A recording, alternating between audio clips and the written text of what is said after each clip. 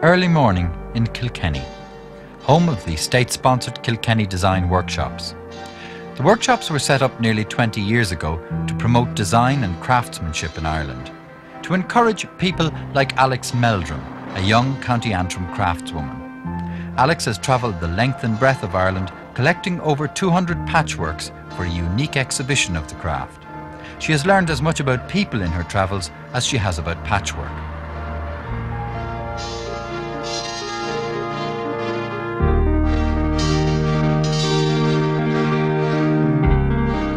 During the 16th and 17th centuries, it's thought that a type of appliqué patchwork was practiced in Ireland. It wasn't until the 18th century that patchwork as we know it today was introduced from England by the upper classes. It was quickly taken up by rich and poor alike. Primarily a craft of thrift, it encouraged resourcefulness. It was a combination of this resourcefulness, imagination, and great needlework skills that produced these exciting and original patchwork designs.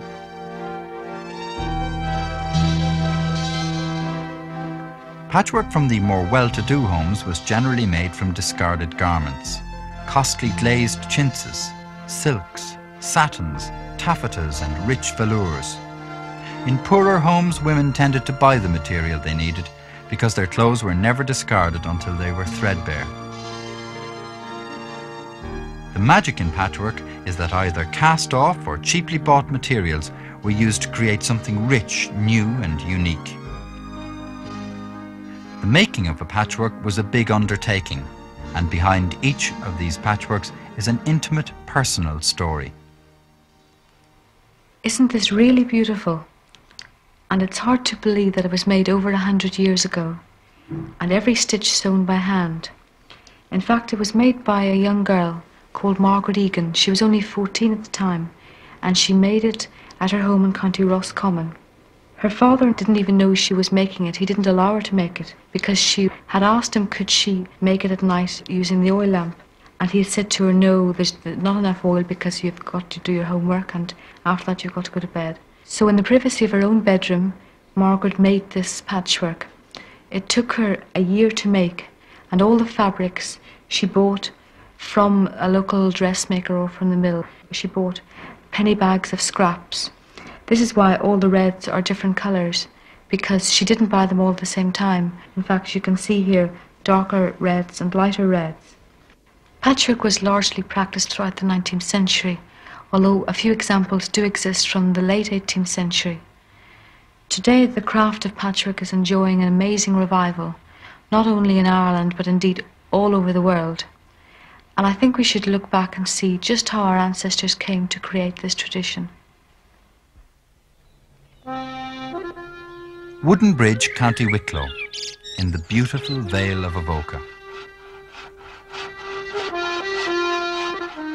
Home of Mrs. Lorna Johnston and her husband Scott. We can catch a glimpse of the past through their hands, which carry on the traditional skills. Mrs. Johnston makes a mosaic patchwork. The four essentials of good patchwork are plan, pattern, precision and patience. The pattern is made up of hexagons. So with my metal template, I cut out from cardboard a number of cardboard templates. It is important in patchwork not to mix your materials, all cotton or all velvet or all silk. Cotton is the easiest, and that's why I planned my quilt in cotton. Having cut several cardboards, you then cut some of your material.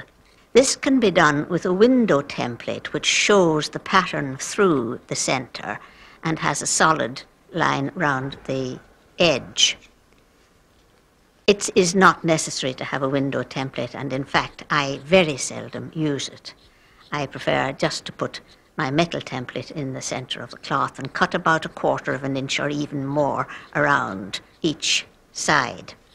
If I'm using a material where I want to get a flower or other special piece in the centre, I cut it rather larger than that, because I have found that you sometimes have to tack this piece 2 or 3 times to center the flower exactly.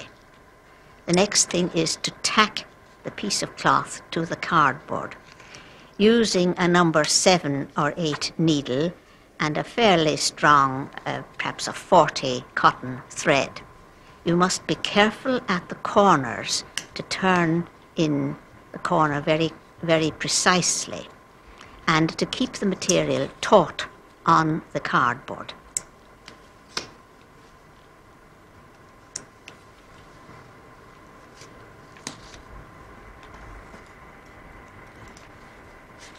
As each piece of material is tacked to its cardboard hexagon, it must be pressed back and front. Press again when the hexagons are stitched together. To make the diamond that I used for the quilt, I take the center hexagon and stitch the 6 surrounding ones to it. It's wise first to put these on a flat surface and arrange them in the order in which you want to stitch them. For instance, the templates where the little horses are galloping round all have to be placed so that the horses are going in a merry-go-round. With cotton material, you can use cotton thread. For the patching, a fine thread, either a Coates's Dreamer or a number 60 cotton. With a very fine needle, I like to use number 10. The stitching of the hexagons together is the important part of the patchwork. The stitches should be small and even. They should not go through the cardboard, but through the material only. It gives me great satisfaction to see a nicely stitched edge. 16 stitches to the inch is what is recommended. Having stitched the 6 templates to the center one, it is then possible to take out the cardboard from the center one. Just nip the thread and pull it out, and the cardboard will fall out of itself. Then you can stitch up the sides of the surrounding templates. The 2 end pieces are then put in to form the diamond. When one has a great many materials of different colors and patterns, it's necessary to select those that will blend together. The whole fun of making this quilt really was working out color schemes. Then we come to the backing. I have not put an interlining in. There is only a cotton backing on this cotton quilt. 3 widths of the cotton I join together and then spread them out on the floor with the quilt very carefully on top. The first thing to do is make sure there are no wrinkles and that everything is very smooth. Then, starting from the center, we tack out to the edge and the tacking thread from the center to each end.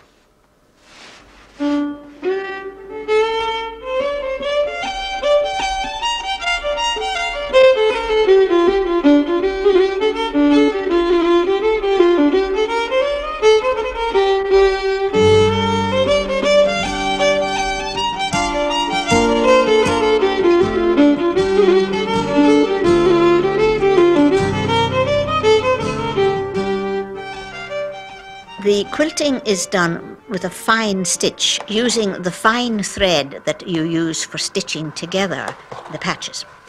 As the thread and the background colour are both the same shade, it's impossible to see the stitches from the front. But when we turn over, you can see the brown thread against the mauve background. This should be done on a quilting frame. Quilting frames take a lot of space. So I had to make do with a small piece of board on my knee. Now I turn in the raw edge of the lining and tack the 2 together.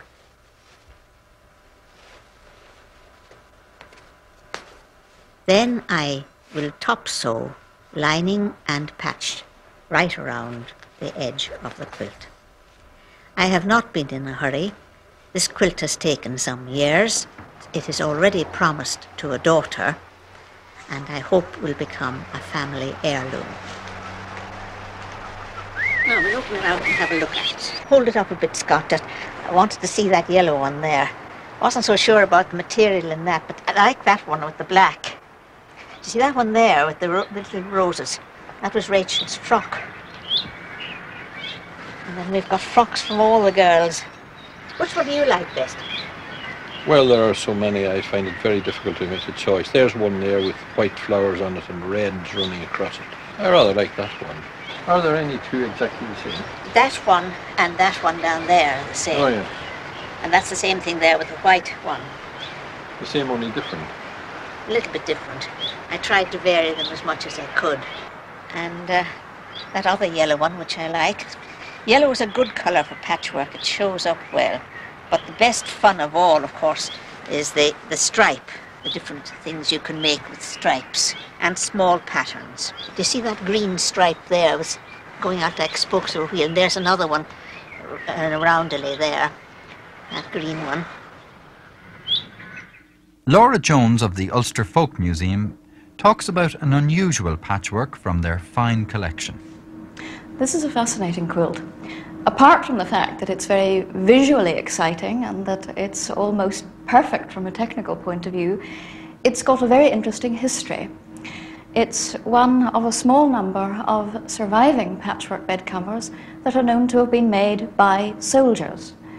This one was made by a man who was wounded during the Boer War, and during his convalescence he was, like a great many other soldiers of that time, given patchwork to do to pass the time. They used military uniforms as their raw materials, and I think there's something of military precision in the style as well, and not just in the style. For instance, if we look at the wrong side of the bed cover, you can see that it's been made without the use of templates from tiny squares of material, each one just about an inch square. And the running stitches are absolutely perfect and regular. And this regularity has been carried through into the overall pattern. Now, after he was discharged from the army at the end of the war, this soldier worked as a farm labourer. And when he left the farm where he was employed, he left his quilt behind him. We can only be thankful that he did, otherwise it might never have come into our hands.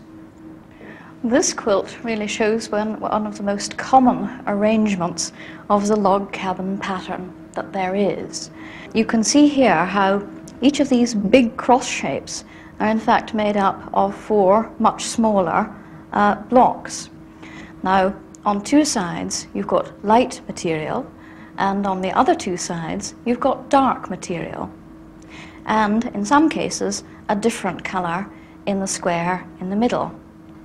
Now, on these 3 blocks you can see that they've got different colours in the middle, but in this one they've used the same material that they've used for the light coloured sides.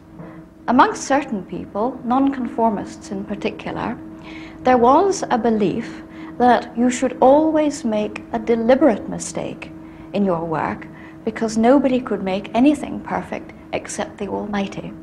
So whilst there's no evidence to show that this was the case in this instance, it's a factor that we have to take into account when looking at it.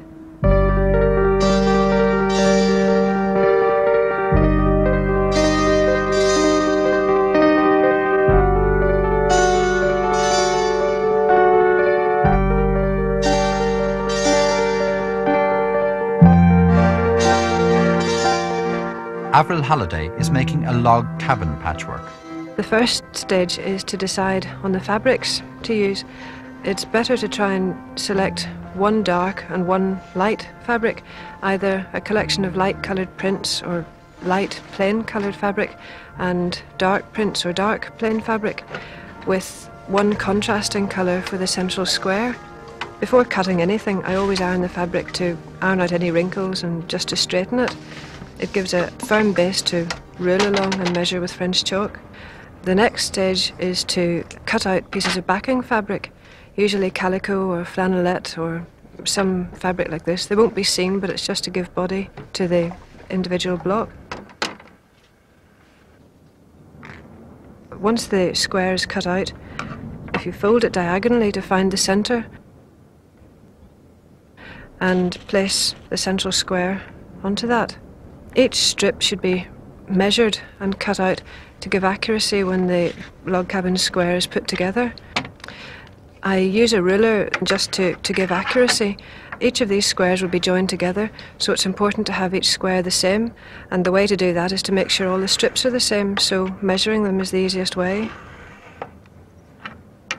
I prefer to cut the strips. You can tear them, but I find you get an accurate edge to stitch along.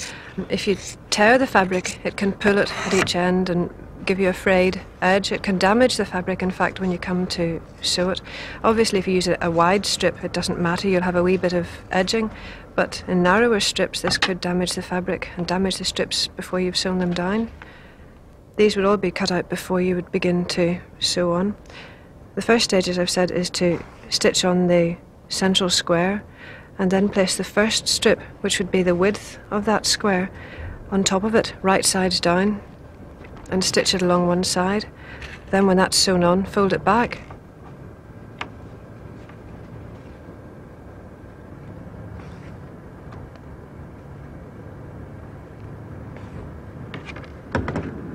The second strip would be put on, and the length of it is the width of the square plus the width of the first strip folded back. That's just sewn on in the same way, stitched down and then folded back. And the third one's at right angles to that, the fourth one's at right angles to that.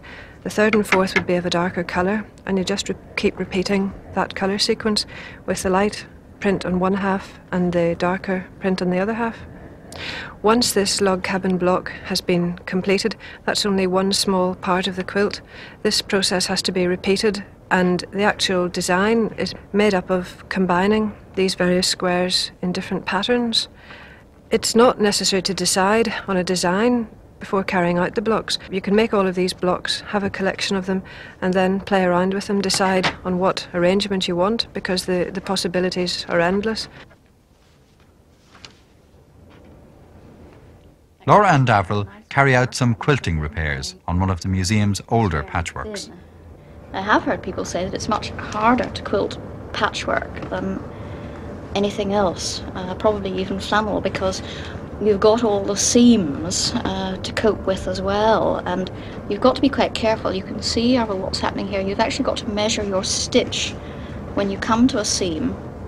I think it's really only when you try to do something like this and try to match the quality of their sewing that you appreciate just what incredible levels of workmanship were achieved by some of the old quilters in the past. I'm told that really experienced quilters actually use the hand they've got underneath to push the needle back up again. You begin to get a callus on your left hand. That was a kind of test to make sure that the needle really did come through to the other side, so that the quilt looked, well, like a piece of linen damask really, and it had to be the exact reverse on the other side of what it was on the top. But of course, they did use quite a variety of interlinings. The one everybody associates with quilting, of course, is carded sheep fleece, but it wasn't always possible for people to afford that. So very often they would use an old blanket as an interlining. Or another thing that you very often find is bits of men's suits or overcoats that are cut up and cut into neat shapes and placed on the quilting frame. There's a saying in parts of County Fermanagh that when drapers wanted to make sure that you knew that the cloth you were getting was very good quality, they would say that it'll wear forever and line quilts afterwards. In this case, the frame supported on 4 chairs, but in a lot of Irish country houses in the past, stools were much more common, and quilting frames are very often supported on stools. Soft daylight falls on the gardens of Butler House, Kilkenny, and on the unique patchworks Alex Meldrum brought together for the Design Workshops exhibition. This is one of my favourite patchworks, I think, if I'm allowed to have a favourite at all. It's one of the ones that you can really say is patchwork because all the fabrics were literally made from the lady's scraps. She called it poor woman's patchwork because she said she had very, very few materials. All the whites come from all the flower bags that she'd washed and bleached. And in fact, to get a little bit of variety, you know, extra colours into the patchwork, she dyed some of them. And in some cases here she's got green and a rust colour and a beige colour. She herself was a fantastic needlewoman. You can just see how the quilt was constructed and the neatness of her stitches.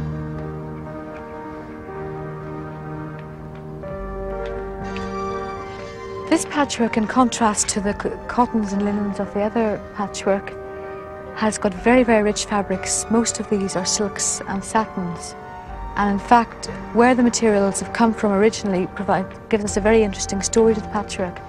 Because the lady who made it, she initially emigrated to America, and only on the death of her sister in Ireland, who had a very large family, she returned to Ireland then to look after the children. And all the materials that have made up this patchwork have come from the dresses and from all the ribbons that she had for her bonnets whenever she was in America. So you can see here actually in this particular corner, the 4 blocks here, all the ribbons from her bonnets. And all the other materials are from just her dresses. It was the middle of the 1800s, the period when fashion was sort of very, very rich in satins. This next patchwork is very interesting because, in fact, the back of it, you can still see all the original flower bags. If we have a look in the corner, and if I pull it back, you've got the detail here. The flower bags came from a mill in Enniscorthy, A&G Davis, and in fact you can see, although you'd have to reverse read, it says roller vial process and £56, and it mentions Enniscorthy. I haven't attacked the patchwork, although it might look like it. There's a hole in the centre. A mouse actually has been responsible, and long before I came across it. This patchwork was finished in 1861, although I don't really know when it was started. It comes from County Wicklow. Patchwork are a remarkable archive of textiles, and we've got a lot of textiles from very, very early 1800s preserved within a patchwork like this. This particular patchwork is interesting because there's only one shape that's been used, and that's a hexagon. The way that the lady who's made them has arranged them, she's eventually got a 4-sided effect. If you look at the patchwork from a distance, it looks as if it's all diamonds, and it's only when you look closely you can see that it's composed of hexagons.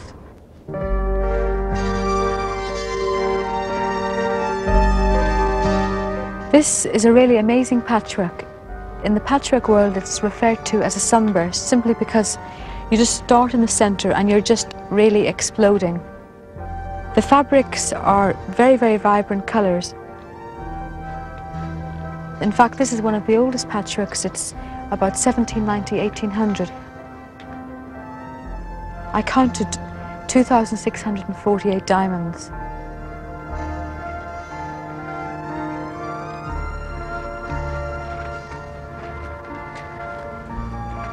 This particular patchwork is one of the few examples actually that we've got of quilting, really decorative quilting on the patchworks. And in fact, this also has got an interlining. Most of the patchworks here, the Irish patchworks, they've only got a patchwork top and a backing. You can see actually at the edge here, the cotton wool, that is the layer that is in between the top and the back. It just doesn't have the wave quilting. It's got very decorative quilting, little leaves. It's a really pretty patchwork.